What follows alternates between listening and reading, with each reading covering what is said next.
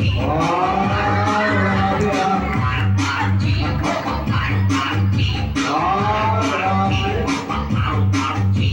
Alright, ang galing naman ni ate. Parang kumalang mo lang eh.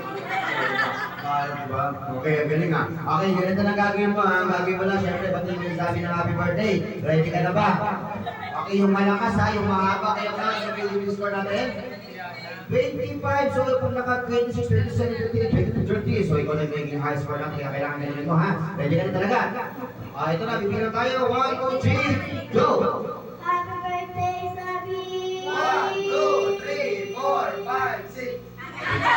Okay, dito agad. Sige, gusto kong ulitin. Ulitin natin, ha?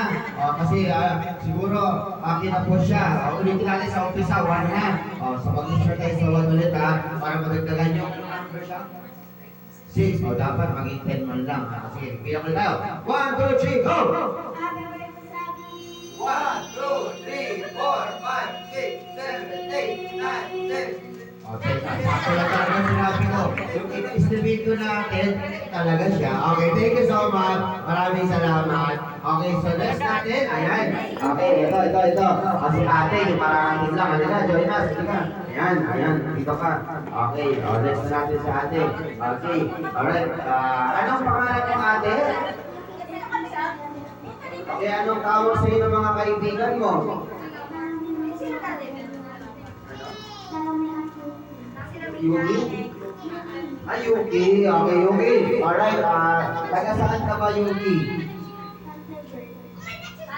Thunderbird. Okay. Sa kamarin ba yun?